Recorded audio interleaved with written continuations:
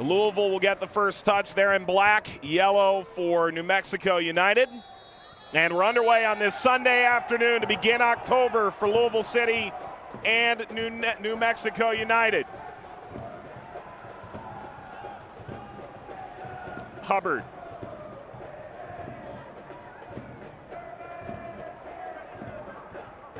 Louisville can clinch with a win or draw this afternoon. For New Mexico, said it in the open, still some wood to chop if they're to make the postseason.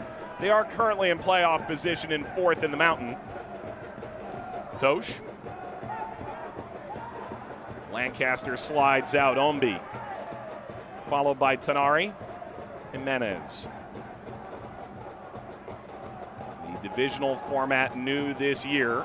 Ombi serving for Del Piccolo. Bone went in. Play continues. Masoso to Gómez. Lancaster overrun. Now he gets the shot away and rips this off target. This did deflect, a corner for Louisville. Shocking, 60 seconds in and already a chance for Louisville City. Given the onslaught that we've seen in previous games, 10, 15, 20 minutes in, you'll see a very high-tempo home squad in LouCity throwing massive amount of numbers forward. Still being very careful on the defensive side, Mike, but they love to pin the opposition back and make them play out of their own end.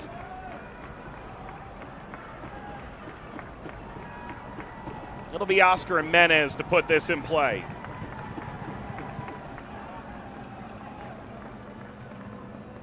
Gómez delivers. Flicked into the air. Corbin Bone fouled by Moreno. Moreno just joining Hugo Perez's side, the El Salvador national team in 2021, capped half a dozen times.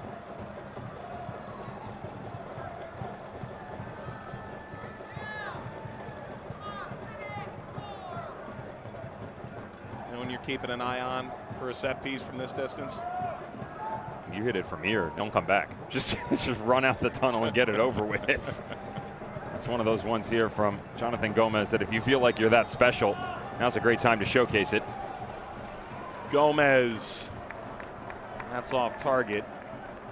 You know, when you think about Jonathan Gómez in the preliminary squad for the U.S., for the Gold Cup, ahead of Nations League, went to train with Mexico, so he's one of those players on the nexus between the two countries. All the while he's headed to La Liga at the end of this season. You see the assist numbers on the year. Tambakis struggling with Ombi. That's a lot for an 18-year-old to deal with. He was 17 when this season started. There's a ton of young talent within this country that's going through the same growing pains, though, Mike. We saw with David Ochoa and the Monarchs organization, of course, bumped into Real Salt Lake. How about Efrain Alvarez and what it looked like for him with Los Angeles Galaxy 2, now with their MLS squad? There's a theme there, right? Everybody continuing to take the steps domestically. But the pressure internationally, Mike, I don't envy these kids. And a guy like Jonathan Gómez, where midseason gets an opportunity to grow across the pond, check out what the options are like. Where exactly his whereabouts were, that's a whole nother conversation because we didn't have the tracker on him at that point in time. But mentally, to stay locked into your own personal growth process, then follow what the team wants you to do, and then figure out what your future is supposed to look like, there's been some growing pains. There was a good month there where he really struggled with form, but he's finally back at it. His older brother Johan's on the books at Porto as well. Launched over Bruce, who's on the run. Hubbard left. Bruce chipping across. Header back toward Moreno from Wehan. Settles for Najum. Azira.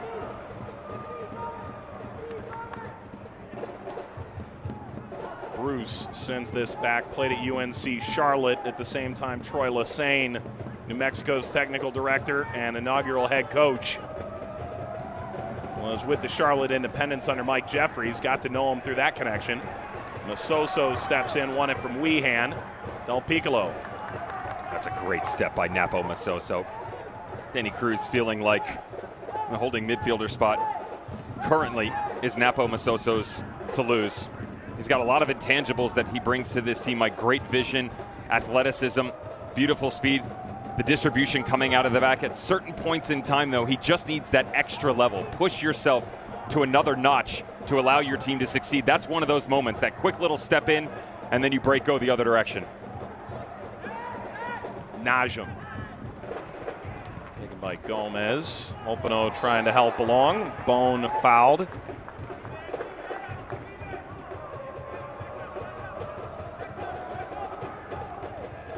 Dev mentioned it at the outset. Louisville, 5 games on the road. Haven't been home for a month. Some pretty tough games along the way. They win 2, draw 3. They can clinch a playoff spot today, but they're now 1 point behind Birmingham. This is their game in hand, so to speak. In terms of their form, we talk about New Mexico, 3 wins in a row. What did you make of that road swing for Louisville City? Most importantly, the points and the fact that you continue to garner them. Right? Everybody holds Louisville City, understandably so, in such high accord. The expectation for them is because of what we've seen in the past. So this club comes in 2015, mentioned in the Open Eastern Conference finalist every single season. You win it back-to-back 17 and 18. You get back to the final in 19. So all of a sudden, you go on the road, you don't win every game, and our pets' heads are falling off, right? The world is not right unless LouCity go unbeaten every single time. And yet with a win today, they go back atop the division. Mathematically, they're still in the equation for the USL Championship. This is about injury for them because they're still creating a ton. They're right there with a team like Phoenix Rising, who puts up all those goals in the Western Conference in terms of creation in the final third. Defensively, still one of the best in the entire league.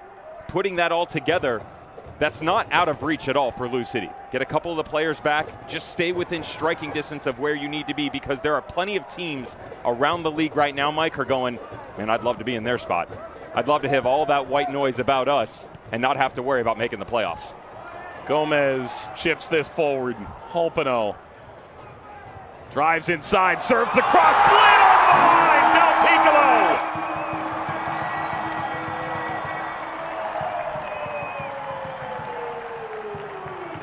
His magic goal-scoring season continues. Career high 6 for the Louisville captain. Home side leads. We leaned on Brian Ownby in the Open to talk about his form. You love to reference Cameron Lancaster, but let us not forget the man on the outside, Antoine Openo. He's made his way back from injury, and then in the one-on-one situations, I will take him every single time for LouCity. Down in the corner, right foot, left foot, does not matter. Little cut back to the inside, and he knows he's going to have options. Be it Corbin Bone, Lancaster, Ownby, whoever it comes from, and it comes from their captain, Del Piccolo, 7 minutes into this game. Goal number 6 of the season for Paulo Del Piccolo. Came off the bench last game. They felt like his ability to come in, help the team settle, and ultimately play the brand that they want to play, just as valuable as any goal he's going to score. He's captained the side to 2 titles in this league. Lest we forget, as if anyone will allow you to forget in Louisville, they've been to the conference final every year of their existence. 6 years, 6 conference finals. Mike, you and I have had the opportunity to see this team a lot this season, and just about a month ago, August 22nd, there was that game at OKC Energy FC. Now it ended in a 0-0 draw, which again is still a good point on the road. But I kept saying to you, where are the late runs coming from LouCity? It was too isolated up front where you got an Openo and Lancaster combo. You got Ownby and Openo together, but there was nothing exploding out of the midfield. That's what you need to see if you're Danny Cruz. Late trailing runs, that's where you'll find your success. Rivas returns. Tenari, header back by Jimenez.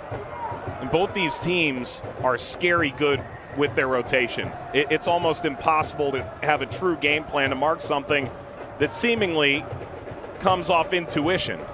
The predictability of it for New Mexico United has come leaps and bounds with the addition of Chris Wiehan, though. Love the conversation with Troy Lesane saying, look, this isn't your traditional 4-2-3-1. People look at the numbers as a starting point, and they should. But this team, in recent history, stuck to that template, right? It was, okay, we're going to play left midfielder here. We've got our number 9 up top. We've got 2 holding midfielders, and that's where we're staying. But with the rotation and what it looks like, you've got the ability in Najim to drop into the right back spot and still give you the exposure on the right flank. You've got Chris Wehan, who moves into the 10. He'll play the 7, the 11. Any of the front 4 can give you options moving forward. Hopino was locked in a battle with Tete. Hopino, who is known for long flowing locks, cut those a few months ago, but he's not going to get the whistle here. There's contact in from behind. The problem he gets here is he reaches out and starts to drop himself on his own.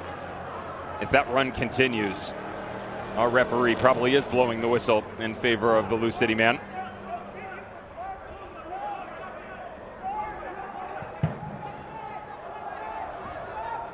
Driven away by Tembakis.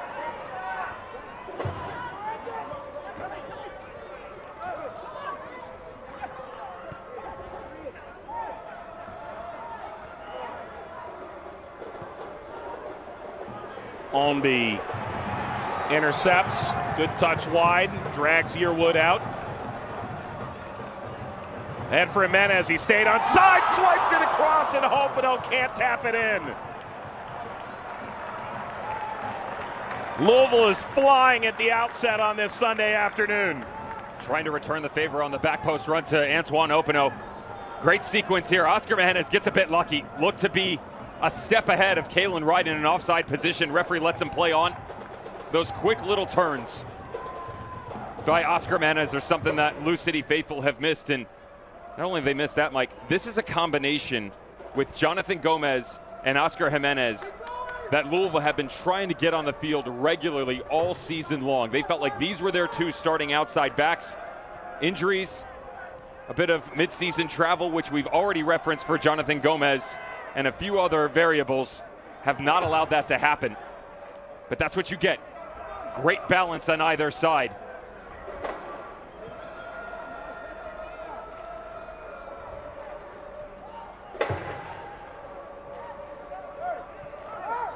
Wehan circulating for New Mexico. 4 wins in their last 5. A loss at Austin, the only blemish in that time. This will belong to Louisville City. Home win against Colorado Springs at the time, massive. Home win against Monarchs, maybe even against RGV, expected. Win at San Antonio in that span as well. Onby, Ryden, kept by Bone. It was Zach Prince, an assistant coach for New Mexico, who somewhat coined the concept within this team. About 2 months ago, we had New Mexico on national TV. Troy Lesane said, hey, win 3. Let's really prove something to ourselves, to everybody else. Gómez. Zach Prince, who said it's a 4th win in a row that's going to give you that championship mentality. That's what it's going to take in November. Jimenez rolls this out. Onby onto Jimenez. Crossing. Del Piccolo again.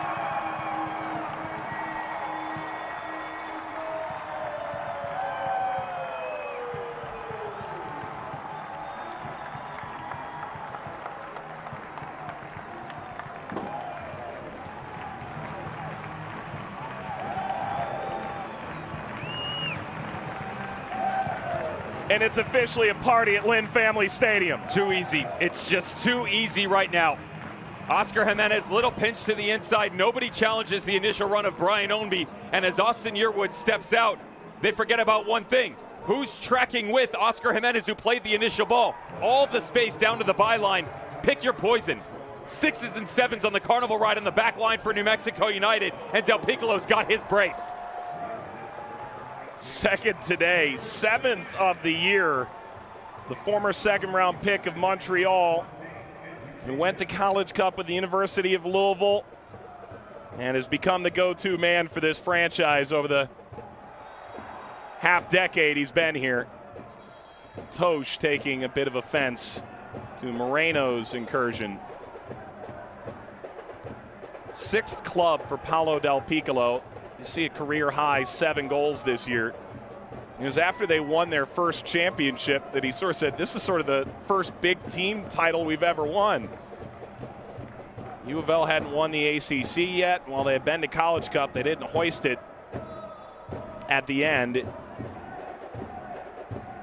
Success has followed Paulo Del Piccolo throughout his time in LouCity. Hubbard drives it away. Ball skipping through. Lancaster gave chase. We've got to start to steady things right now. Starts with Mbakis in goal, Kalen Ryden, because the communication just has to be better. As Jimenez steps, they're actually set up right now for success. But watch, David Bruce doesn't pass off. Azira doesn't slide over. Kalen Ryden doesn't step in. Do's and don'ts. Those are easy ones to simplify the effort if you're New Mexico United. Nothing groundbreaking from LouCity, but executed magnificently. Del Piccolo actually had a brace on opening day this year, too. So not the first time he's managed this. Moreno in an offside position. Okay, Devin, we knew Troy Lessane's used to having 10,000 plus at the lab, that the players wouldn't be overwhelmed by this experience. And yet now you're down 2 goals inside a quarter hour. How do you mentally get yourself back in this game? Talk to the 4th official, restart the clock. That's the easiest answer. Go back to 90 minutes and we can start this thing all over. Let's clear the score sheet and get us back to zeros. Where do you get that remote? Bed, Bath, and Beyond? Yeah, there you go. Yeah. So, again, I just alluded to one of them. It's communication, but it's also just stepping up the tempo a little bit here. On the breakdown of the goal, Troy Lessane will just say, guys, we're making this hard on ourselves. And I'm not taking anything away from LouCity and what they've been able to do so far. But that little 1-2, Oscar Jimenez, Ownby slides out, plays him in, the ball gets knocked back down. That's not even training ground stuff, Mike. That's stuff you're just messing around in your backyard going, hey, let's have a little fun. Super easy to track, and yet still the level that we've seen over the past couple of matches for New Mexico United, all of that beautiful rotation, they forgot everything. Offensively and defensively, and they're scrambling. And so what happens is your mind gets all twirled up. It's like a scrambled egg, and you don't know how to get back inside your shell. That does start with just one simple sequence. Ball coming out of the back. Kalen Ryden finding a run of Sergio Rivas down the right flank. An overlapping run by David Najam. Do the simple stuff. Stop worrying about everything that's in front of you, because they can control most everything that's going on right now. If you're tuning in a bit late, you've missed quite the explosion from Louisville at the outset. Couple goals inside 15 minutes for Paulo Del Piccolo. Louisville trying to regain the lead in the Central Division. They're a point behind Birmingham Legion. They also clinch a spot in the USL Championship playoffs with a win or draw today. 8th and 14th minute for the Louisville captain. New Mexico, on the other hand, 4th in the Mountain Division. They knew this was going to be a tough game on the road. Anything they could take out of it's a plus. As we enter the stretch run of the season, the final month, October 30th is the final day of the regular season, and then we'll begin the playoffs the following weekend, concluding November 28th with the USL Championship final. And finally, we are guaranteed a new champion. No final last year because of COVID-19. And so Real Monarchs, figure out where you were going. Real Monarchs were still reigning champion of that trophy, and they were eliminated. I think the kids call that shade, by the way. I'm saying nothing. Okay. We have a reigning Eastern and Western Conference champion, Tampa Bay and Phoenix. And we may well see Unfinished Business Part 3 come November 28th.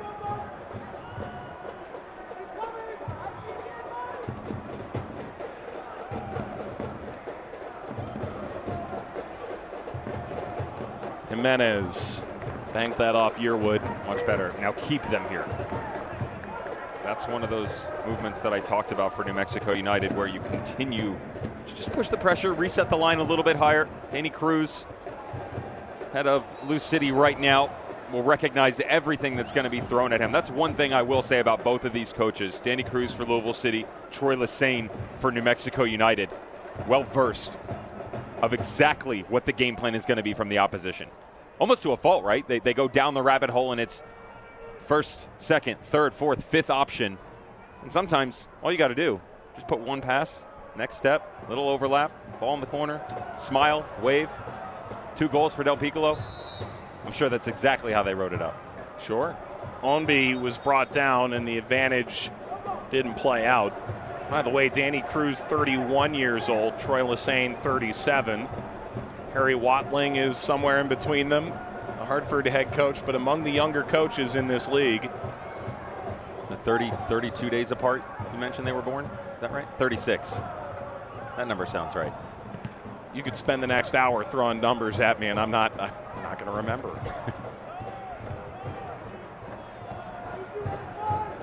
Tenari.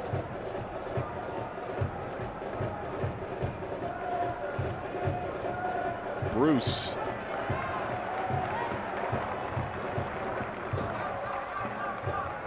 Ryan Ownby on the run. Mentioned at the outset, finally healthy. A lot of muscle injuries over the last couple of years. It just seems like whenever he got to his peak, quickly dissipated due to some ailment or another. But he's got a career high in assists. There's Hubbard.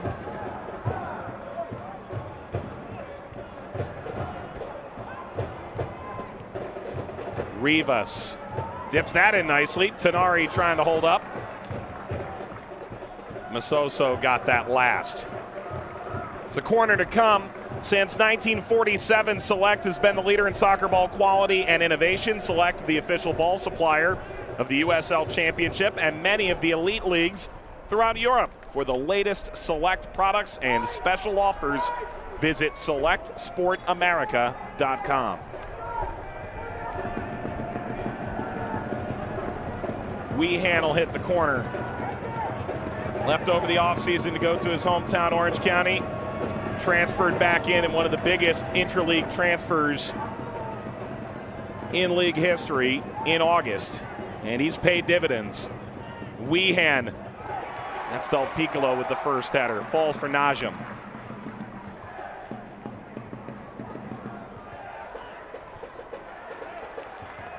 Second ball's away too. Ownby. Rivas in hot pursuit.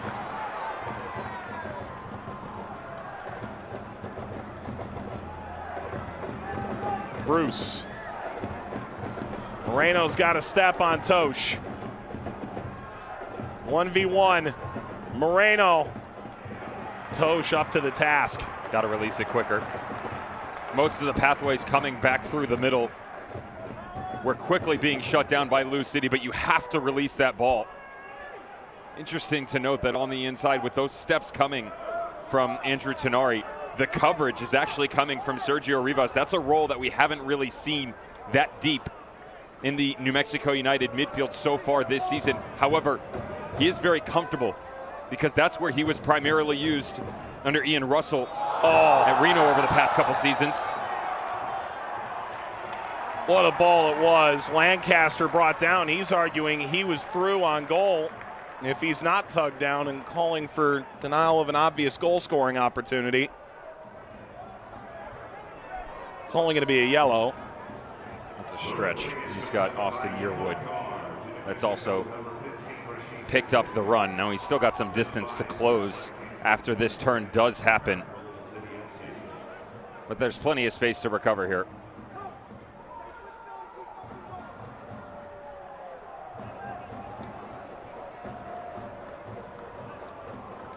Rashid Tete goes into the book. That's his fourth card of the season and his 16th start, the Ghanaian center back.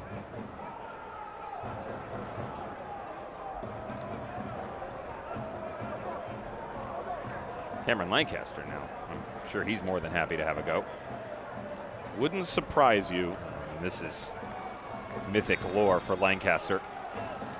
Lancaster did indeed go for goal. Despite a marginal bobble, Tambakis has that covered.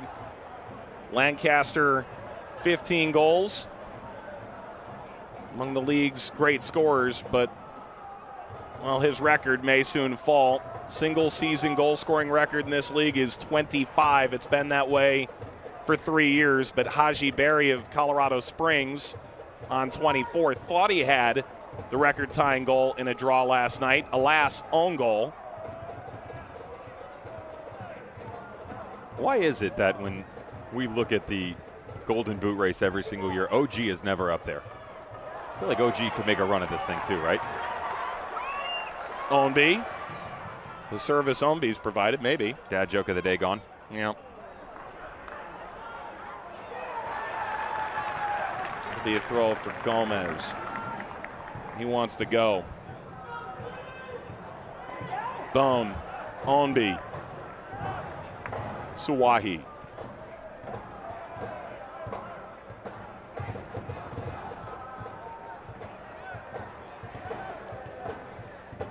There's an element of Louisville for a while, feeling like they created enough chances. They just weren't scoring them.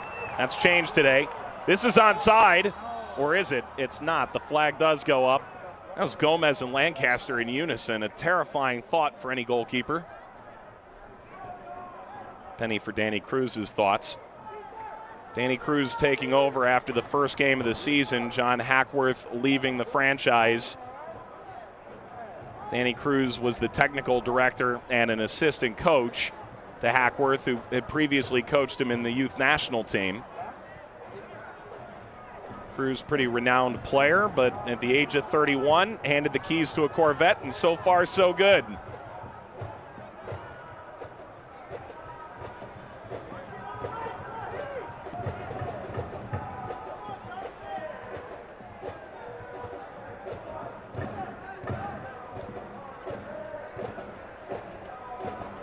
Floated forward, that's away. Jimenez.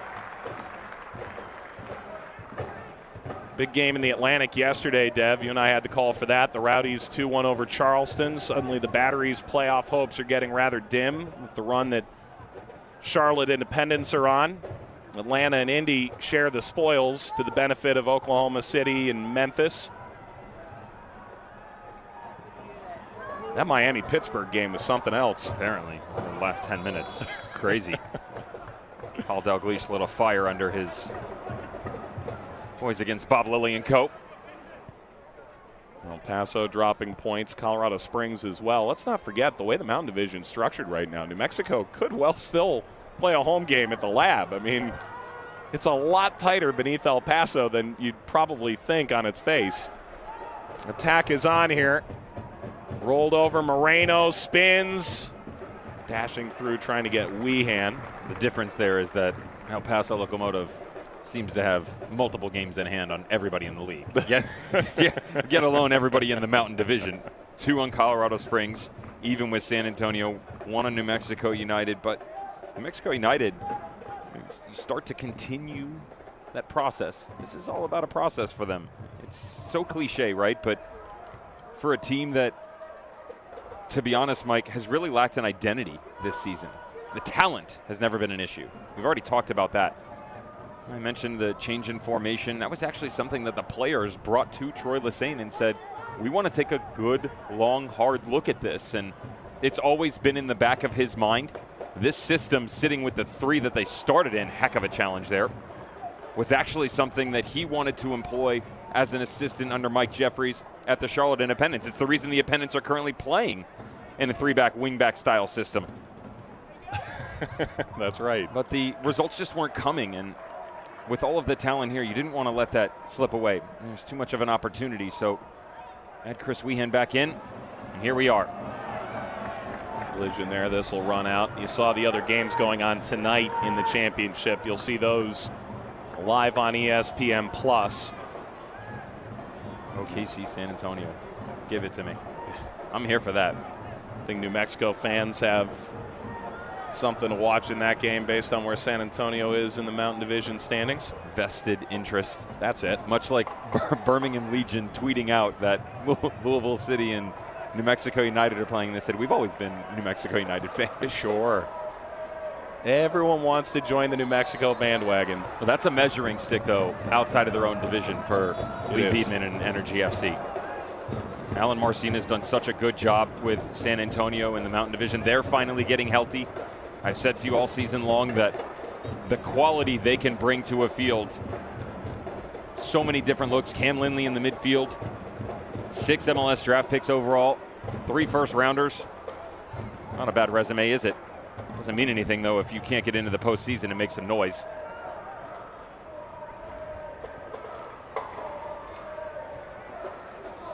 Speared forward by Tosh.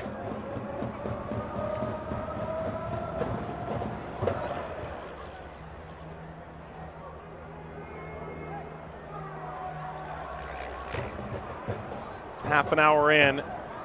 Louisville point off the pace in the Central. New Mexico trying to put a little distance between themselves and RGV.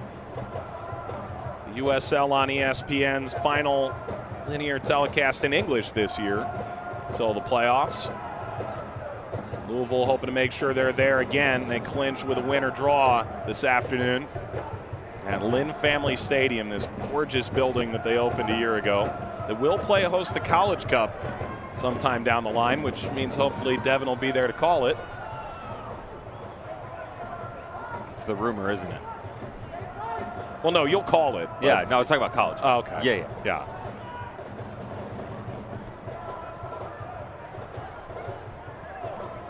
Louisville, couple goals inside 15 minutes. Paulo Del Piccolo continuing that incredible goal-scoring run that he's been on all season long. He steps in and wins the ball here. Del Piccolo sitting on a hat trick. Over to Lancaster. Lancaster! Tambakis pushes this aside, and Azira takes over in the corner. Tambakis, 6th player in league history to 350 saves. He's got a ways to go to get to 400, but the way Louisville's playing today, don't say he can't. The magic number is 21, Mike. Well, now 20. Yeah. That was one of the main looks they went after in the offseason, though. Alex Tambakis and the goalkeeping position. Of course, the departure of Cody Mizell, his opportunity to go to the MLS and continue to chase that path. How is that vacancy going to be filled? And the name that continuously came up was Alex Tambakis. Of course, Troy Lesesne very familiar with that goalkeeper, time with the Charleston Battery, the United organization, and then, of course, North Carolina FC, Dave Sarakin.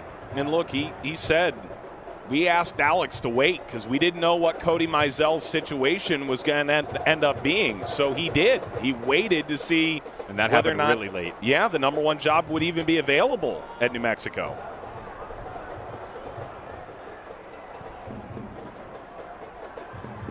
Dave Sarakin used to say he's as good as any keeper in the USL Championship. I don't think New Mexico fans are going to quabble with that point. Well, the only issue he's going to have is filling the cultural shoes of Cody Mizell. You know, that was a cult hero. You could see everything that he did for the team on the field, but he just had such an in-tune personality with the fans behind him at the lab. Somos Unidos ringing loud, singing true anytime he was in between the pipes, which was pretty much every single game. It's the case almost every single home game. New Mexico didn't play a single home game in the regular season last year. That's part of why Troy Lesesne won co-coach of the year in the league. 8-4-3, still made the postseason. Got to the conference semifinal against El Paso, fell in penalties. Hubbard will trot back. Takes the long road to drive this away. This little change still has me not frazzled.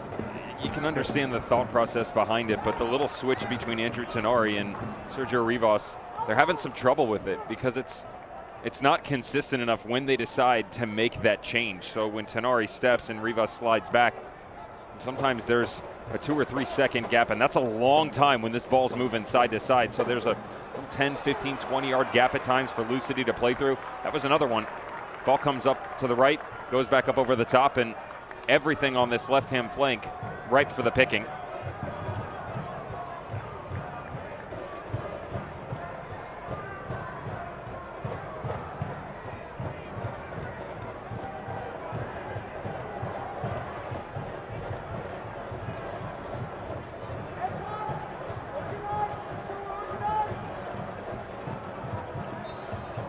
Jimenez stands over the ball.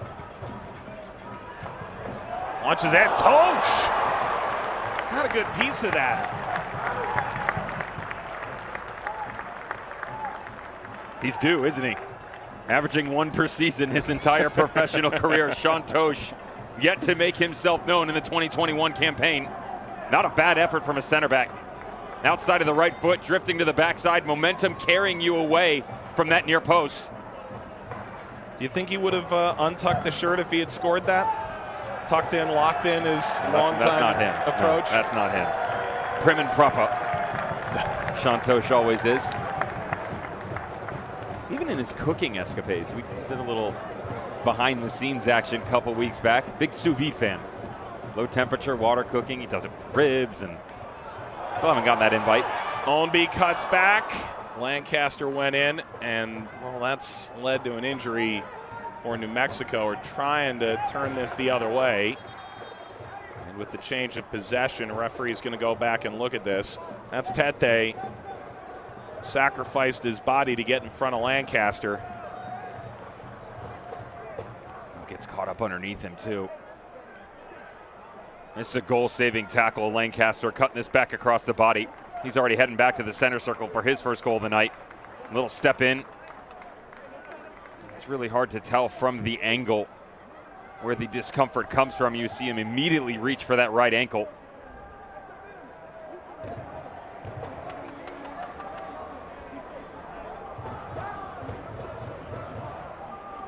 And the athletic trainer's gone out to take a look.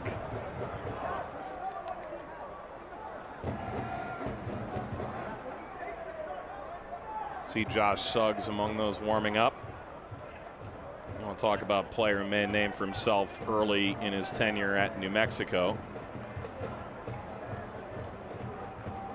So they'll work on Tete for a moment. 37th minute. Let's walk you through the goals to this point. Paulo Del Piccolo. These are going to look like mirror opposites. I mentioned to you that it was nothing groundbreaking what they were doing. It was just a lack of communication from New Mexico United. Ball comes up. No one steps immediately. Tete doesn't come as Najim comes to the inside. That creates the path for him to decide where he wants to go with this. The best part is, though, Mike, you don't have to decide. Multiple runs. Jogo at the top of the box. Cameron Lancaster on the near post. And El Capitan Paulo Del Piccolo sticks it into the back of the net. Fast forward 6 minutes. Carry the one. Yep, that's right. And you go the other direction. This time, Oscar Jimenez down to the byline. Brian Ownby, you're welcome. Cut back across. And guess who? Yeah, it's not Cameron Lancaster. Paulo Del Piccolo, 2 goals in 6 minutes to give LouCity their lead. Goals 6 and 7 of the season for Del Piccolo. He was the championship final MVP when Louisville won it for the first time.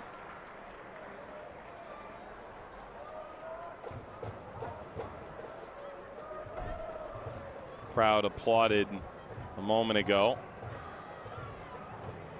It's Tete up to his feet. It's actually been a rather busy day for New Mexico United making the trip in because they brought their academy side as well. USL Academy match between Louisville and New Mexico was actually delayed for an hour by thunderstorms this morning, but they did get the game in, finished 0-0. This game, on the other hand, was never a threat for 0-0. Carlos Sainz gone over to check on Tete. He'll continue.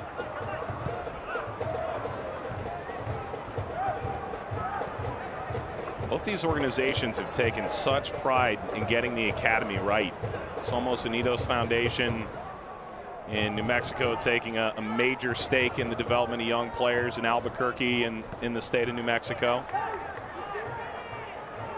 It's got to be one of my favorite stories from the academy level around the United States and everything that they've done.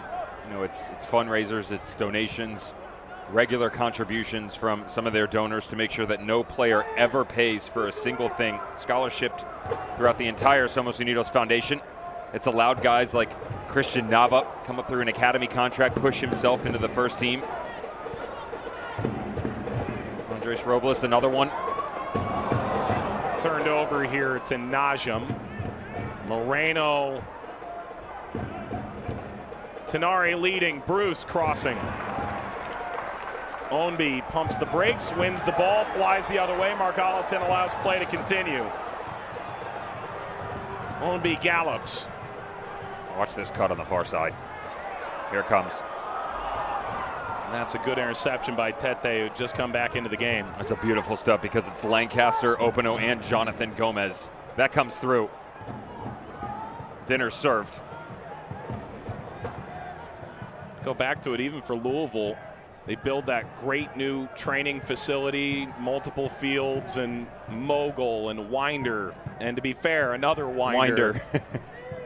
Have started to push themselves through. And if you think about Jonathan Gómez, he came in as a 17-year-old. The initial thought for John Hackworth and Danny Cruz was maybe he'll get into the Open Cup in 2020. And then that season takes such a massive turn. And they've got a goal here to try and develop young players for both organizations and turn this into a distinct long-term local flavor of homegrown talent. This will spring across to Najum. Let's say this, Winder wouldn't have played if he wasn't ready. Nava wouldn't have played if he wasn't ready. That's what's so exciting.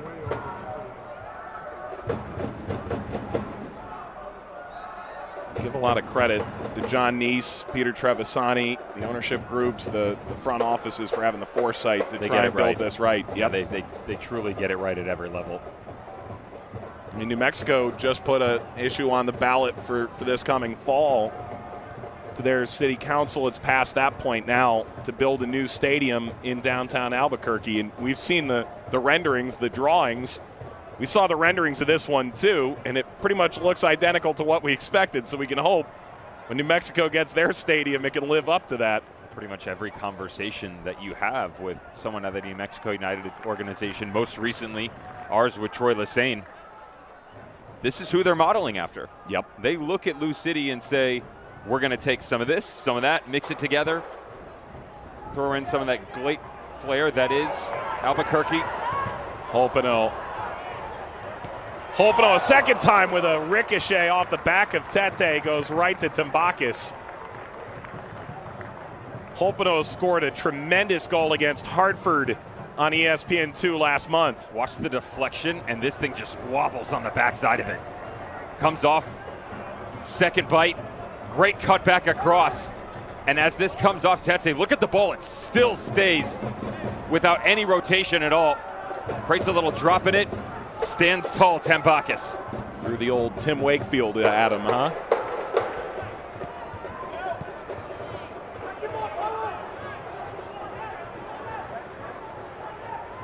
Tete. You know, Peter Trevisani's in the building, the owner for New Mexico. Troy Lesane spoke about it with us when we spoke to him ahead of this match. The results, the stadium, the training facility, this should be the goal.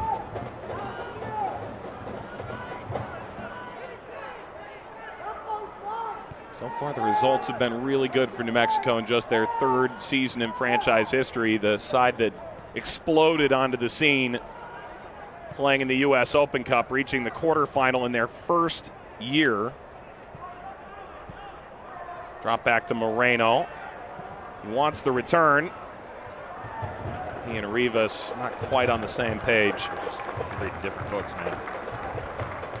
Fiction and non-fiction for New Mexico United. Great step defensively by LouCity. But the numbers are there for United. Taking the steps forward. You just have to process it about a half second sooner. Because that ball, even if it goes through, Mike, it didn't need to go there. It needed to come back to the right, come back square.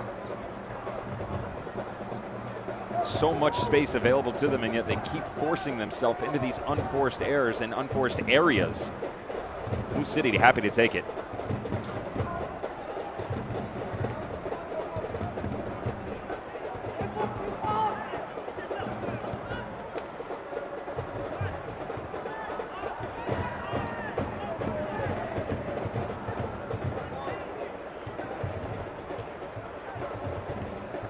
Coming up at halftime, some of the impact transfers around the USL Championship. Take a look at highlights and stats as well. We'll also talk about the collective bargaining agreement that the USL Players Association and the USL have ultimately come to an agreement to just this week. What it means for the future of the league. It's all coming up here at halftime, the USL on ESPN. This is Ryden.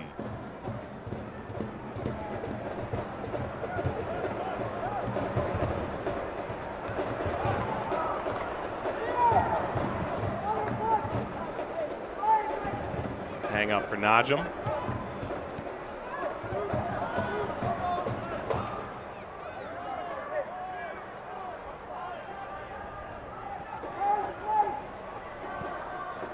Some of those different looks that I talked about, Mike, with New Mexico United, Chris Wehan just trying to find a rhythm right now. He's got to be on the ball more. Everybody does, but him most importantly. Work through Chris Wehan. The tracking runs defensively will come from Louisville City. As he pulls, he's going to drag other people with him, and that's going to open up other space, other options. Seen the steps from Tenari. Not great decision making. But most importantly, they've got to be on the ball more, because the unforced errors that I've referenced, it's not just turning it over. It's turning it over on spots for Louisville where they easily pick it up, and then they counterpunch going the other way.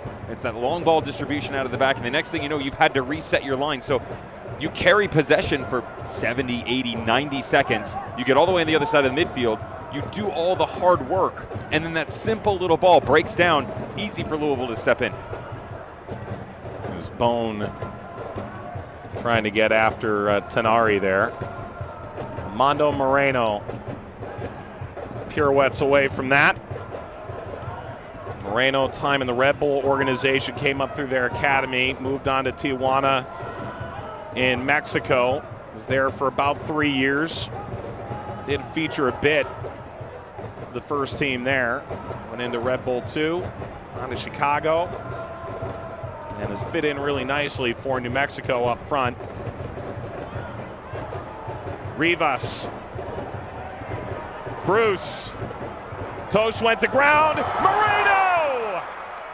Armando Moreno grabs a giant goal on the stroke of halftime.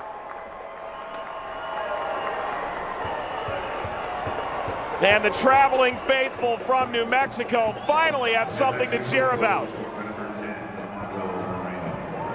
Just before the finale, it's that square ball back across we've been asking for.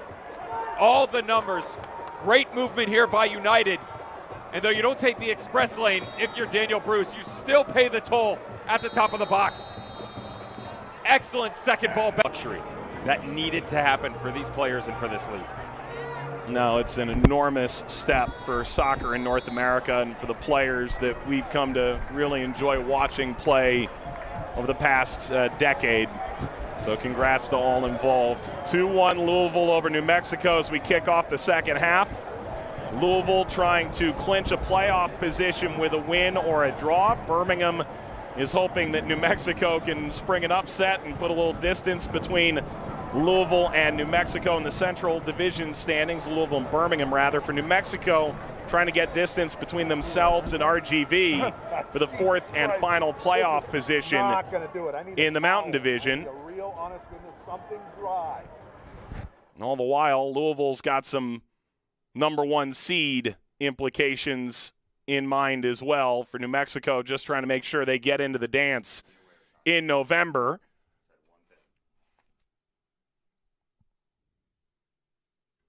Tosh will send this back. There were some changes at halftime for New Mexico. Josh Suggs and Devin Sandoval have come in. Najim and Chris Wehan come out, Dev. I think Wehan's a bit of a surprise. It's a surprise in the sense of what he can do for this team. It's not considering the first half performance that was put in. He just struggled to get himself into the game. We saw him searching a lot. I talked about him coming deep into the midfield, almost 20, 30 yards from goal at certain points, and having to try and get the attack going. But that never really happened. And now with these additions, it gives you a couple of options. Number one, fresh blood and an identity within the second half of what you can go do coming out of the dressing room. Number two, these changes normally occur. They just don't normally occur until the 55th, 60th, 65th minute mark. And they've happened over the past 3 games, Mike, with a lead. They've happened with a league. They change their formation. They rotate guys around. It gives it a different look. And the opposition hasn't been able to chase. But now they're chasing. Louisville City is in the driver's seat with the scoreline. New Mexico United trying to track it down. Would love to see if they're going to pivot initially into a 3 or if they're going to stay in a 4, keep Suggs on the outside, and try and attack the same way they did at the tail end of the first half. Tail end of the first half in which New Mexico scored in stoppage time through Armando Moreno. This ball bouncing through. Lancaster watch it into the hands of Tambakis. For New Mexico, it's 3 wins on the bounce. One of them was a road win. They had gone 8 in a row without a road victory until they beat San Antonio. 1 win and a couple draws in that span. Now coming into one of the toughest atmospheres to play in the championship, even on a Sunday matinee.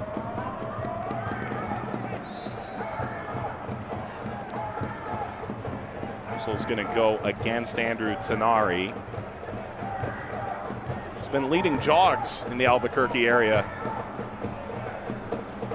It's pronounced jogging, by the way. Yeah, that's. Come on, man. I wouldn't Check know. the pronunciation guide, Mike.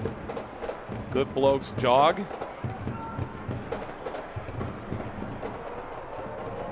Lancaster with a bit of a false step forward.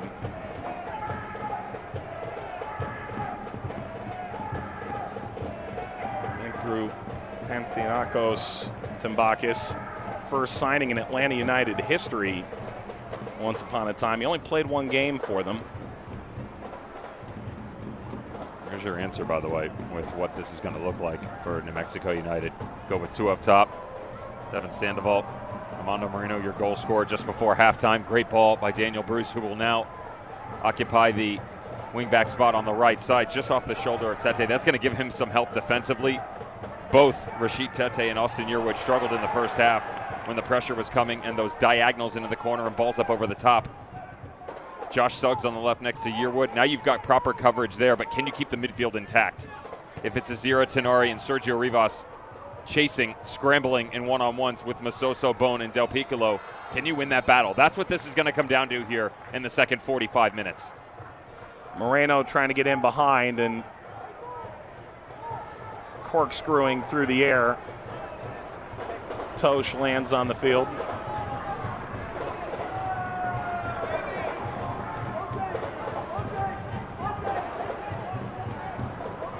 Tosh not privy to these conversations.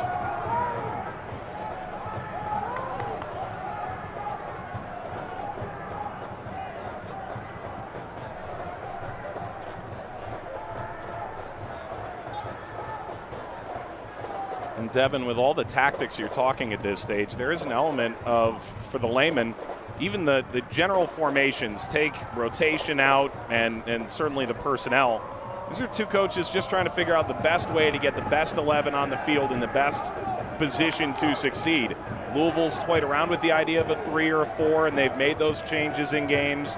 New Mexico certainly has changed formation a couple of times this year. You take the common analogy you hear from people is chess over checkers, right? It's the next move. This isn't that with these 2 coaches right now. With the changing of the formations, the changing of the guard in certain areas. Chris Weehan coming in as your attacking midfielder. You look at a guy like Napo Masoso coming in to shore up the midfield for LouCity. It's like mahjong and checkers and, Candyland all combined in one. The coaches they're having fun with all of the assets that they have at their disposal. Look how deep Devin Sandoval is right now. That's nothing new, but when you pull him deep and then you almost create a 3 trying to press and challenge Louisville City playing out of their own back, that is something you don't always see. And what ends up happening is, for New Mexico United, Rivas pinches out, Sandoval goes central, Moreno comes high. You bypass that initial line of confrontation if you're LouCity. Now you've got a great matchup because you've got 3v2 on the inside, but you still got to get by that. And that's the initial look you're going to see. Louisville City, this is going to be about rotation right now and when you're going to make those subs, because Danny Cruz, though not predictable in nature of where their subs are going to come from, has changed at the tail end of each game, switching to 3s because they've had the lead, because they've tried to hold on to it. They don't need to hold on right now. They need to get back into this game and continue to be the aggressor. The aggressor right now is Moreno, who slides down, and Tosh whistled for a foul, a free kick for New Mexico.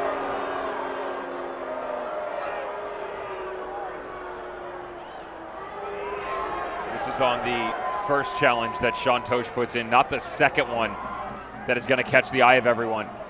That's his fault on a giveaway. You can't turn to the inside like that. It's that little nudge right there from behind. That is a cause for concern for Mark Allison, our head referee. And now watch out, right or left. Either direction. Josh Suggs, great service, and they can also go direct here. Chris Hubbard's got to put 4. Don't go with 3. Give yourself proper coverage so you can cheat to the back post a little bit. It's still going to have to be something super impressive from this distance if you want to hit it direct. For all the good Louisville did in the first half, New Mexico could draw level with a well-hit set piece here. Suggs or Rivas will put it in play. Rivas went for the near post with a deflection. In goes Jimenez.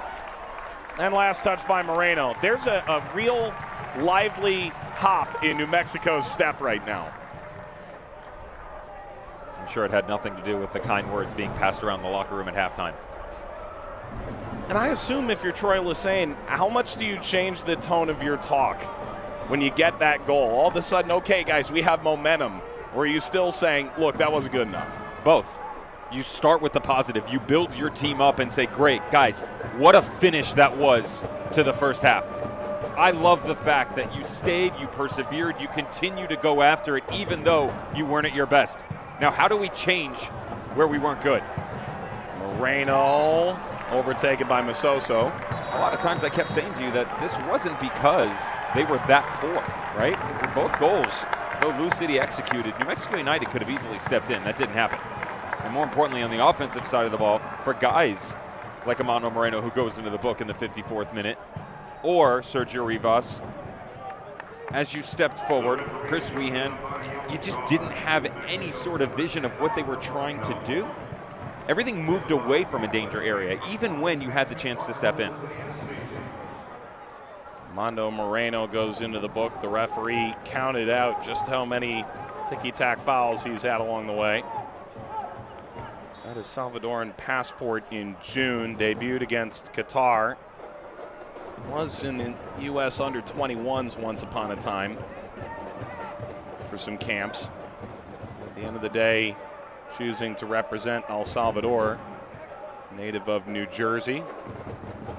Moreno hoping to build up here. Bruce struck from behind by Holpino, who thought he had won that cleanly.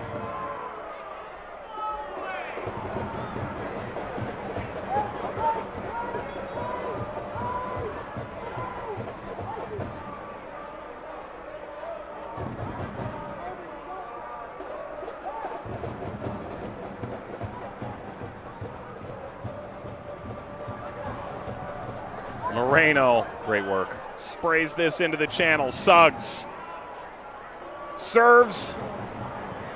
Ball out back across. Moreno leading. Onby.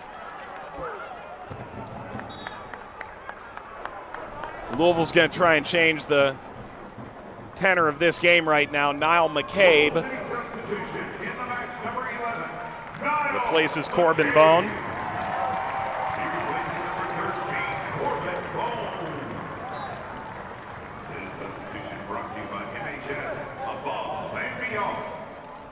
That's the longest we've seen out of Corbin Bone for LouCity in recent memory, still making his way back from injury. It's the piece that I pretty much said the entire season, Mike. They look lost without him, especially when things don't exactly go your way playing into Cameron Lancaster. If Brian Onby is not available or Antoine Openo's not on. It's a late whistle, but it is a handball. Masoso's arm extended, trying to bring that the other way, and this is a free kick just outside the penalty area. I'd like to pay a little credit to the referee here, by the way, because we don't often do this. Mark Allerton is spot on. He sees it the whole way, and as it bounces up off the deck, he's allowing what he thinks could be advantage because of the possession in the area. Now, LouCity are on it, but if he steps in, anyone from New Mexico United, that's a clear-cut advantage for them. Instead, Masoso steps off, blow a foul, none the wiser. Well done by Mark Allerton here. That's the first time in USL on ESPN history that Devon's paid a compliment to a referee. No one heard it. That's fortunate. We're not recording either, so we're all set. Bruce and Suggs await.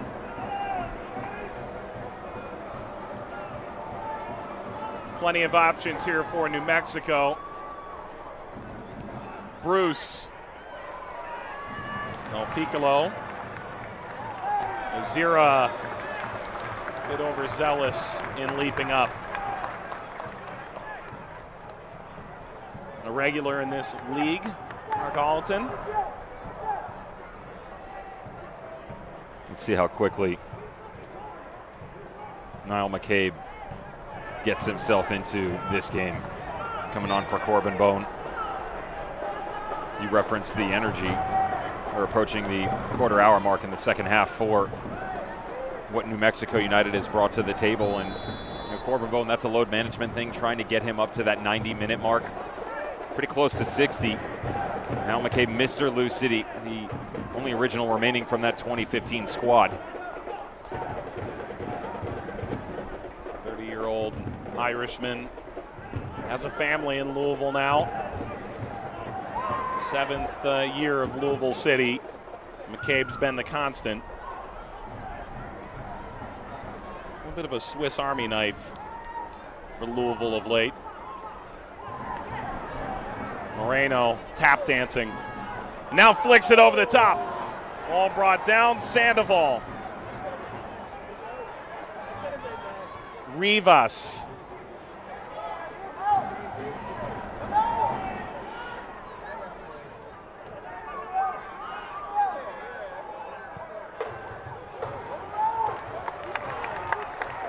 And let's say this about Louisville's substitution patterns. The injuries have been part of it. You're also getting to the end of the year. You're coming off a long road trip. You're playing a bunch of games in a short amount of time. The game in Atlanta midweek this week, Lancaster and Omby come off around the hour mark. That was a pre-planned sub, as you'll often see. Danny Cruz said that was, for a non-decision, among the toughest decisions I've had to make. I can't appease my ego at the potential injury risk of a player. So while you're level and you need the points, you also need to think about the long run. That's great. Big picture, right? You go chase 2 extra points, and all of a sudden those 2 players go down, and you lose them for the rest of the year. People at home are probably sitting going, well, that's not going to be the case. That's never going to happen. That's exactly why they made the change, though. You run these guys into the ground, especially with all the injuries they have, Mike. You run them into the ground. They're human. Their bodies are eventually going to break down. Now, whether that's in the 40th minute of a 3-game run over 8 days or 90 minutes back to back to back, it's going to happen. Here's Omby playing with freshness. Omby rolls across. He's looking for Lancaster. That's the combination we were just speaking to. Swung ahead by Jimenez. That was crafty. Omby lines this up. Yearwood, who's been tremendous for New Mexico this year, sends this caroming down the tunnel.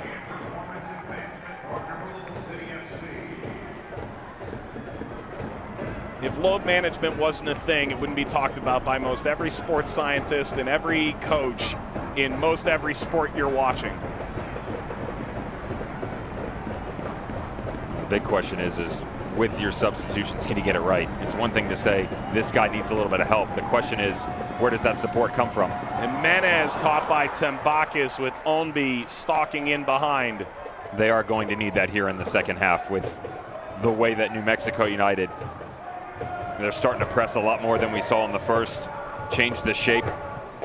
Azira and Tenari are still sitting underneath everybody, but what you are getting is a real comfortable feeling from Daniel Bruce and Josh Suggs, because they're giving you that presence on the outside, but when they pinch to the in, that's where they're becoming the most dangerous. Every single player right now feels like they're covering 6 and 7 positions because they are. Now Bruce is really high, but you still have to maintain your balance, because even though they've been on the front foot here, LouCity can strike just like that. Holpino went down in the box.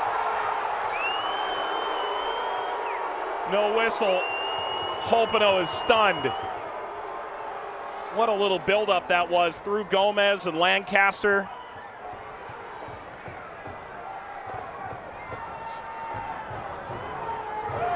Floated down to Tosh.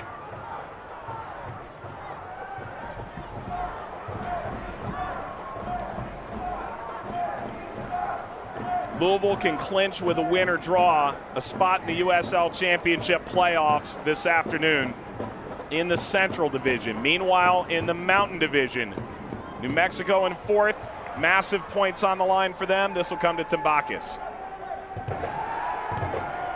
Top 4 in each group will go through. We'll see a little cross-pollination. The 1 from the Pacific will play the 4 from the Mountain in an East and West conference playoff format. Substitutions are coming. Chance to take a look back at Hopino going down in the box. I love the fact that Mark Allerton lets these boys play a little bit. Ill-timed touch by Kalen Ryden. Mike, not only have I seen a pen called for this, I've been thrown out of games for this because you come from such a negative position on that quick little turn. This is a great tackle by Kalen Ryden, and it should stand. I love it that the referees let him play on. He gets all ball, a little contact on the backside of it, but a perfectly timed tackle by Kalen Ryden inside the box. That's why he was first team All-League last year. Martinez comes on, the native of Brownsville, Texas. Andrew Tenari comes off.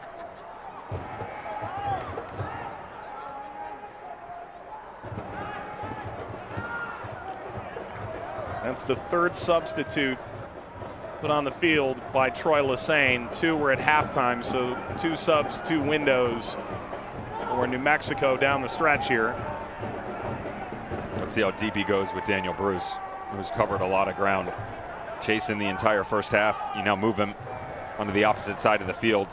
And the way that they're cheating right now with Josh Suggs, even though they're sitting with 3, they're still asking him to fulfill the same type of role we saw from Dejan Najam, almost as an outside marking back at times, and so they push Daniel Bruce really high.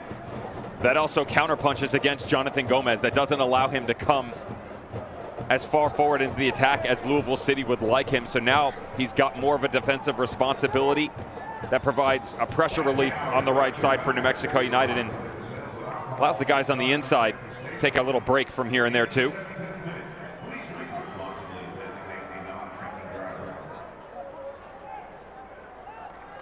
Can't help but shake the feeling we'd have to excuse Antoine Hopino's French in that moment. The results for Louisville under most teams' expectations, 5 unbeaten all on the road, were great. Suggs crossing, Moreno skies it. Totally unmarked. New Mexico with a chance, just begging to be the equalizer. That's what you get out of Josh Suggs, though. Just talked about the gamble on the left and how much they rely on him, both defensively and then to stretch the game going forward. How much respect is Sean Tosh going to give to this guy? You can't. Got to close down this space. Watch the little step off the deck. That right there. It looks so simple at home for Armando Moreno that he can just tuck this home, but it drops right in front of him. To catch this at an apex, almost impossible. And with his explosion into the box, Mike, very difficult to even get this on frame, yet alone close it out. Masoso wins the free kick the other way.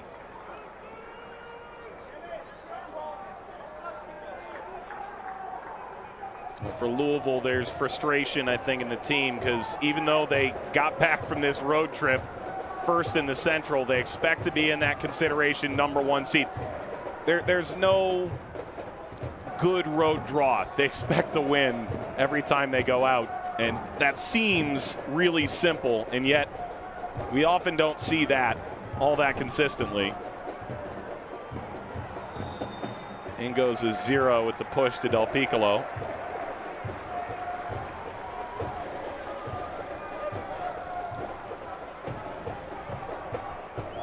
Louisville's preparing rather to make a couple of changes here. For what it's worth, the way Tampa Bay has played, is it 7 wins in a row now? Stop counting after 1.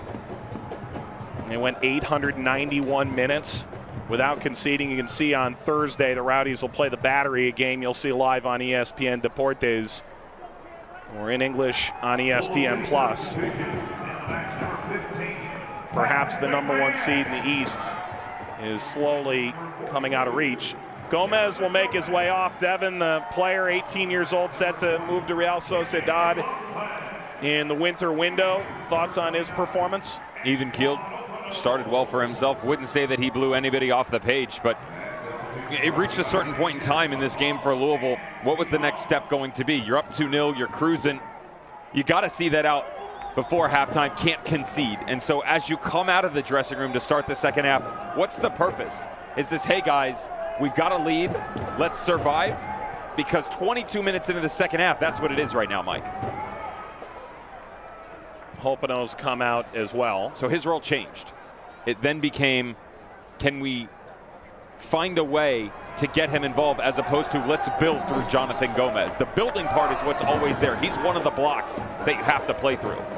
But that hasn't been an opportunity presented at all here in the second half for Louisville City. Jimenez switches now. McMahon will come to the right. It's an easy like for Danny Cruz. Doesn't have to make any formation change. What he has to do is get this guy's ideas back on track. Suggs sends that into, correct me if I'm wrong, Devin, the longest bar in Kentucky. You look at me like I keep note of everything on this subject. You do. But it may or may not be 52 feet long, and you know it's the Modelo bar. It's just in front of the futsal court, but that's just what I hear. You know, I don't exactly know everything about it. Supposedly that's also where the bat signal, the tunnel, the little red phone, that's where it's all stored too. Oh, sure. The Estopanol end is where the majority of the supporters sit here. That's on the opposite side. All the supporters groups considered a larger swath, the Purple family. In front of that bar, however, Scouse's house, which is very much on par with the expectation for that group that they'd sit there. 72 feet, by the way. Now I check the notes. Okay. Apologies, well, Brad Estes. You said it may or may not be 52 feet. It wasn't. Plus or minus 20 feet. It's not terrible. It's a guesstimation. 7 yards. It's a first down, basically.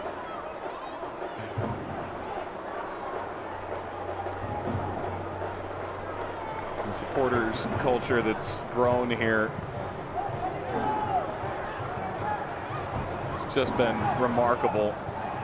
From Slugger Field, playing at a retrofitted baseball stadium, into this 15,000 seat stadium in Butchertown on the outskirts of downtown. So impressive. Moreno into Masoso's taken some real punishment in the second half.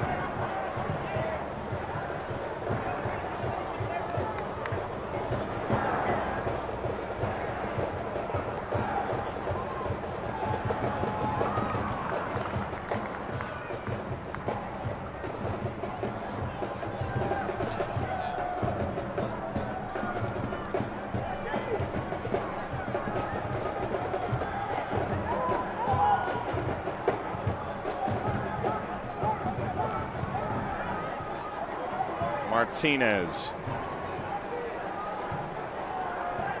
In on Tosh. Cutting, serving, cleared, but right into Moreno. Moreno spins, fires off the crossbar, and ricochets out. Omby trying to carry it away, but can't clear the lines. Still New Mexico. Yearwood. This is going to belong to Louisville. They're spared their blushes on a blast by Armando Moreno. Good little triangle on the inside right now. Michael Azira starts this move, and as Isidro Martinez comes back in. Does anybody here want to defend? Honestly, look at all of the space and no one stepping up into it. Finally, at the tail end of this, but you can't let Armando Moreno, with 20 yards and time to have this opportunity, hit the back of the net. Very fortunate it comes off the woodwork. And then you see Troy Lesane at the end, thinking that should have been a corner.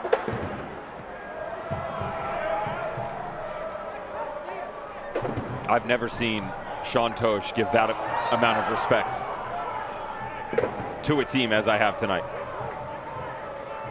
That was just Isidro Martinez. We saw it with Josh Suggs on the ball to the back post. The one that Moreno tucked up over the top. He's so even-keeled in his decision-making, Sean Tosh, on the back line for Louisville City. It's very uncharacteristic to see him tentative in that step, Mike. He's the first one there. The first tackle, the line of confrontation, closing the space down. He's there, but the space is still wide open.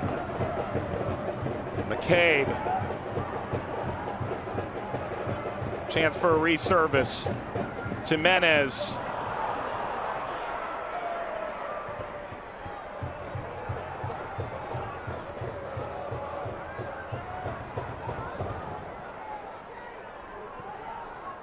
Troy Lesesne is an ardent watcher of the Eastern Conference.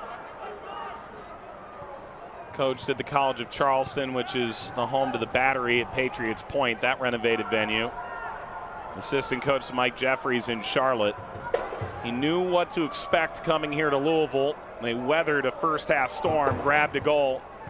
They've had their chances to pull level on the afternoon. This is one of the new features of the 2021 USL Championship schedule, consistent interconference play. Ownby tackled from behind, and Suggs came on at halftime, shown a yellow card. It's deserved. Josh Suggs putting on the captain's armband here, has led by example, and just a bit late on this one. Louisville City having some trouble right now, trying to find a way to bypass the press, trying to play through the middle. Now McCabe coming deep. Masosa gets bumped up a little bit. You know, whether they're running a single midfielder on the inside, Mike, or a double, there's just a boatload of work being done defensively on the inside by New Mexico United. They want everything pushed to the outside, want to make them play direct. They're doing it. Not a lot of combination coming through the home squad right now. McMahon can't corral that. Sandoval drops. McMahon flies in to take it back, and now Jimmy McLaughlin. McLaughlin trying to get by Tete. Wins this across and puts it in. He made his name on the other side of the river, but Jimmy McLaughlin scores a big goal for Louisville. And a tentative grip in this game has turned to a 3-1 lead. Just like that, everything that played Louisville City on one side exposes New Mexico United on the other. Not much to it. Ball sprayed through. Michael Azira grabs the rotation on the inside, but one on the one with Rashid Tete. Watch his feet. Oh, how's your aim, Jimmy McLaughlin? Good for you. Simple little step over. Wants to rewrite the record books for the good guys after he did it for FC Cincinnati. Comes to Louisville City. Doesn't matter about the Dirty River Derby anymore. Jimmy McLaughlin on scoreboard, third of the season. The baby-faced baritone scores his third goal this year. An ACL injury derailed his time at FC Cincinnati in 2019. 2020, injured again, just one game in MLS with FC Cincinnati. Chance to come back, play for Louisville. The arch rival of Cincinnati in their USL Championship days.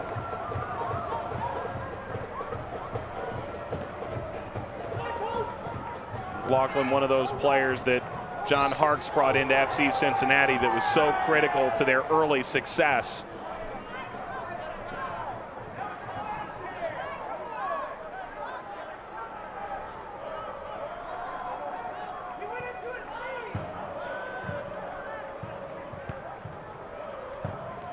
One time Louisville has dropped points leading at this stage of a game this year. Now with a 2-goal cushion and having withstood quite the tempest from New Mexico. 14 minutes to seal a playoff berth and to grab the #1 spot in the Central Division for the time being. That's the first time that Louisville City have even taken aim at Alex Tambakis in the second half. Go figure. Bottom corner, one shot. At a 2-goal lead. That's what it's been like here. They've been all over chasing this United team. Niall McCabe. Not sure Niall McCabe has ever thought a tackle that he put in was out of place. And Moreno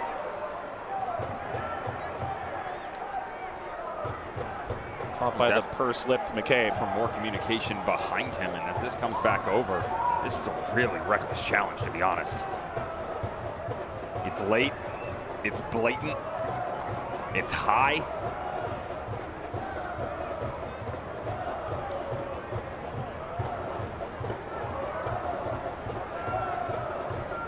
Say he can play anywhere except center back and goalkeeper. Give him time.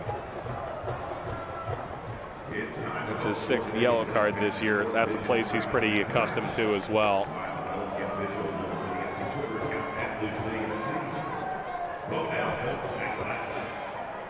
And their goal scorer in the 45th minute off the great ball by Daniel Bruce just before halftime.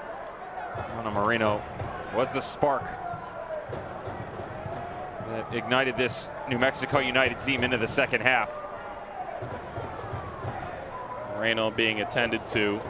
Louisville with a 3-1 lead. Moreno, that goal, could have had a second that could have put this match on level terms. If this result holds, Louisville will be 2 points clear of Birmingham. Lest we forget, Devin, they play each other on October 30th on the last day of the regular season. Funny how that works out.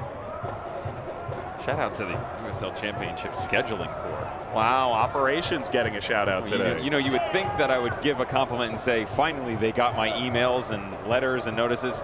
Aha, no, still no response there. But scheduling was done great this year. What are the odds Jake Edwards is sitting down at the table saying, okay, last day of the year, let's get decision day right, everybody? Jake Edwards is sitting there going, how do we get Devin and Mike off the air as quick as possible?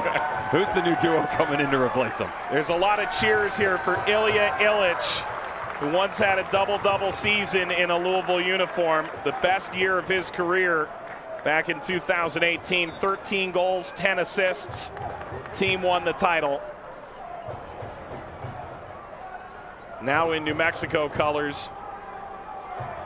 He initially jumped to the other side of the league's most fascinatingly named rivalry, the Louisville-Indianapolis Proximity Association football contest, before moving out west. I was wondering how you were going to get that in. It's never far away.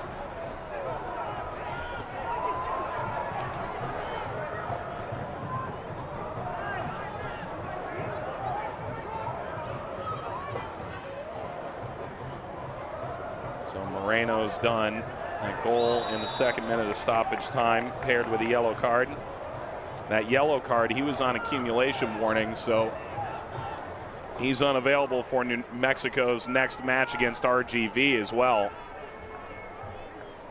Beg your pardon, against Hartford on the 6th.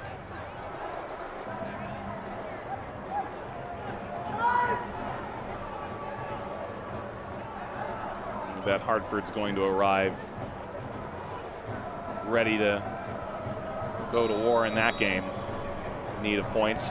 Put in play here for New Mexico. Hubbard smashes it away. Further by McCabe.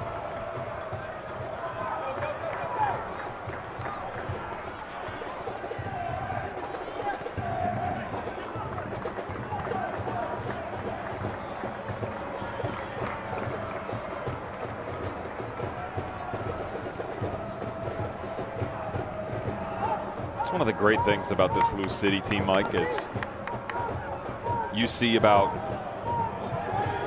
35, 40 really good minutes in a game, and yet still they're up 3-1 in the 82nd.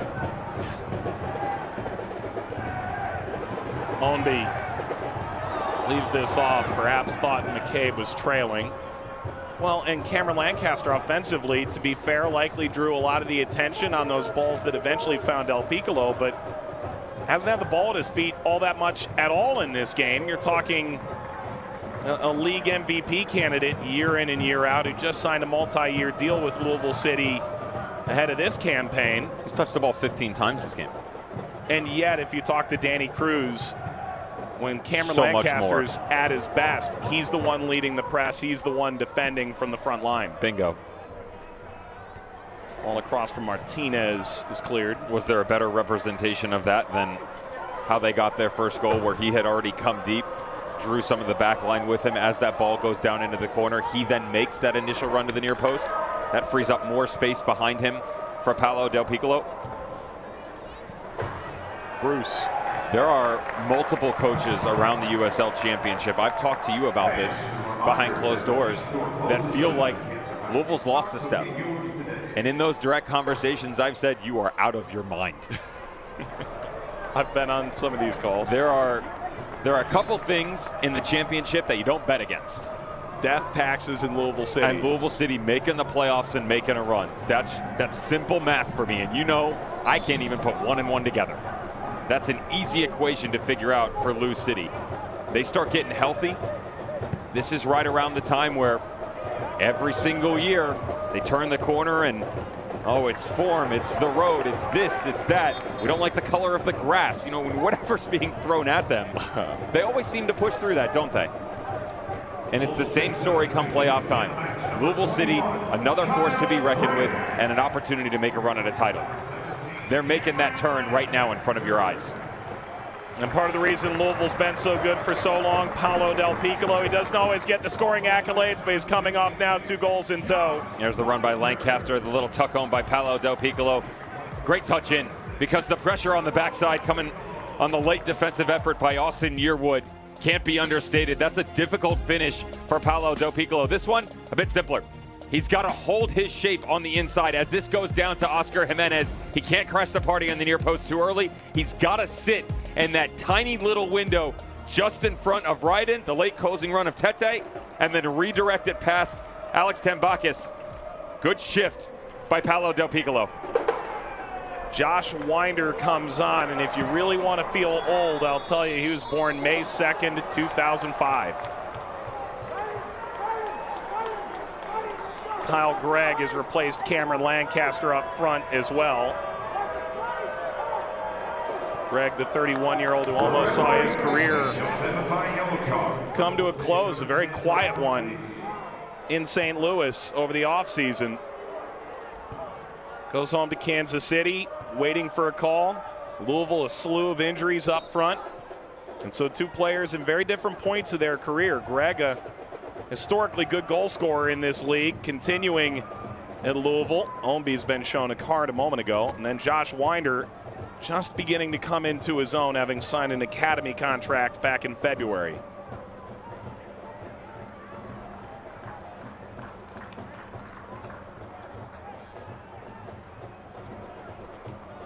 For Louisville, that's their full allotment of substitutes as well.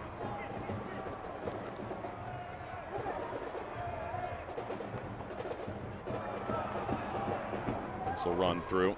And look, Devin, make no mistake, if Wes Sharpie is available, does Josh Winder see this moment of this game? Maybe not, but Winder's been up to the task this year. We've talked to coaches both in Louisville and elsewhere, have been pretty impressed. Again, does Josh Winder see it? Does Oscar Jimenez see it? He's still coming back from injury. Wes Sharpie, a guy who prior to his misfortune at the beginning of the season that saw him end up on the injury report, he had earned the shirt on the back line, was the preferred option. Worked his way back in, picked up an injury of his own end of July, beginning of August, and he's still working his way back. The good news for Louisville City is that the depth is coming back and that their injuries aren't overly extended. And there's some news floating around as to what that could look like for a couple people within the organization, though it looks like it should be okay. And so all of a sudden, you hit that 5-6 game mark, a couple of wins under your belt, nice victory against the Western Conference like this. Get the depth. Usually we get to the championship final and we go, okay, East versus West, and it's we don't see this often. How do we possibly compare the 2 sides? Now that we've been able to see that since the scheduling format changed so significantly over the offseason, what have we really learned about East versus West?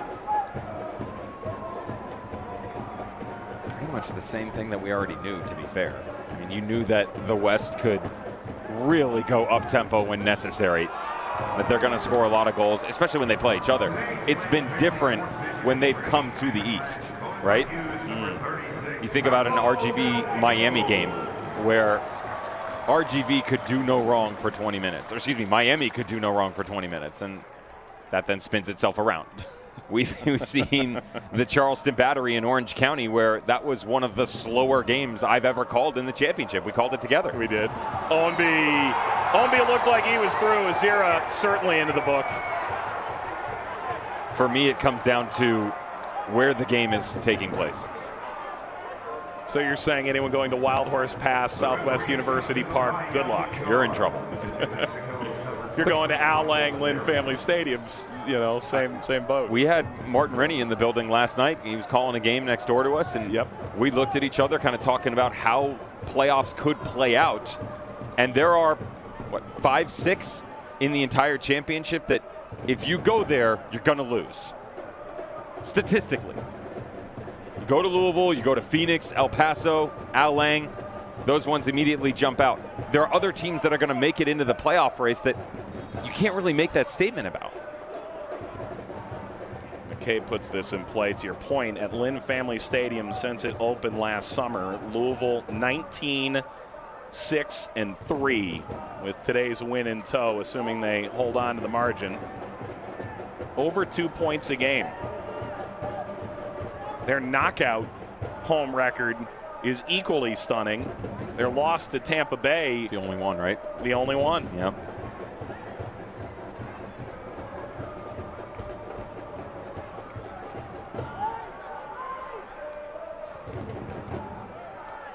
This isn't the end of the line for New Mexico United, though. Well, this was well done here in the second half. And think about the standings coming in today. Austin on 36, RGV on 37, New Mexico on 37. Those are 4, 5, 6 in the Mountain Division, but 4 points away from second. San Antonio playing OKC today. If Energy FC gain 3 points, you're still within 3 points of third. And you've got a game in hand on RGV, who's behind you. So you've got a performance across the country on the road that wasn't great in the first half. You still grab a goal before halftime. You come out blazing for 25 minutes, even approaching 30. And then all of a sudden, that third goal is let into the back of the net. This is still very well done by New Mexico United. And as we've said a couple of times, Mike, when you talk about talent, when you talk tactics, coaching, implementation of all of that into one game or a sequence put back to back to back on the road or home, all signs point to New Mexico United and their ability to get into one of those playoff spots in the Mountain Division. And last time you and I were on ESPN talking about the USL Championship playoffs, your direct messages, your phone were blowing up. Who you did put in the field and who you didn't. And guess what? You had New Mexico in it, I know that. I've been on a lot of coach calls with you over the past month or so, and most everyone leads by, so Devin, I saw that halftime piece.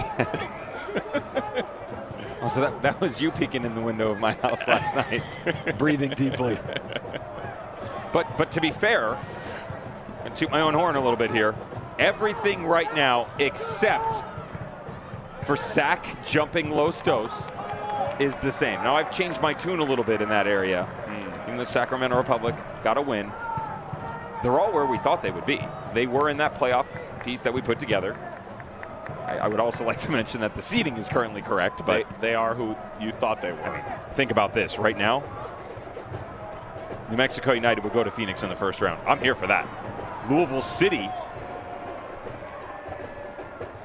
would host Charlotte Independence.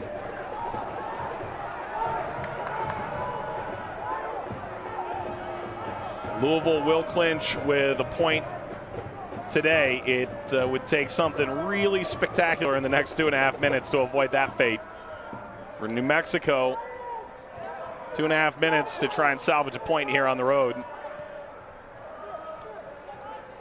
Well, Nostradamus Devin continues his run. I've heard you tell enough coaches something to the effect of, look, I'd love to be proven wrong. Absolutely. Go get it right. I'll get it wrong. Do it. Yearwood. Incisive for Illich. Back to Suggs. Rolls that through. Picked off by McCabe. Is there one last exclamation point? It was McLaughlin that scored the goal that put this out of reach in the 75th minute. So it felt at the time and is largely borne out.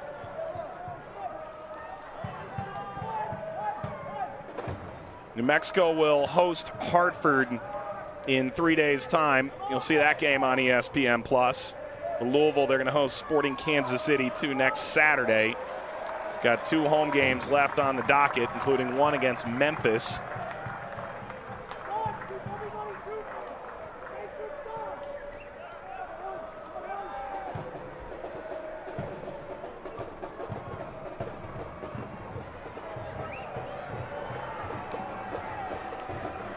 McLaughlin. Easy, Jimmy. You got to give that back. Oh, yeah, that's not a souvenir. Some really good ones have been given out, by the way, but that's not one of them. Yep, the flags are part of the deal. To have these Louisville fans, final minute of stoppage time, get something to celebrate today for New Mexico. They'll go regroup, get back home, and try and make the Lab the fortress it's always been, keeping the playoff hunt. If you're a Louisville fan, get ready. This is the time of year that you wait for, right? I mean, you see the growing pains that are your season. Every single year it's something. We've talked about that a couple of times, but all of a sudden, staple victory at home. You've got some teams coming to Lynn family, battling for their playoff lives. Can they go be great and secure themselves the #1 seed? That's been the conversation all season long. And for New Mexico United, they've got work to do as well. This was a great effort put forth in the second half. If you would have asked me 35 minutes into this game if I thought they had any chance, this could have been 4 or 5-0. I would have said absolutely not. I tip my hat to Troy Lesane, to Josh Suggs, Sandoval, anyone who wore a United jersey tonight, because it would have been easy to put your head down, go all the way back to the Lab, and call it a night, and that's not what happened here. Head up, continue to push forward, because now you got an Eastern Conference foe in Hartford Athletic coming. You've got RGV, San Diego Loyal. There is still a really good chance for this team to go to the playoffs and make some noise. And that is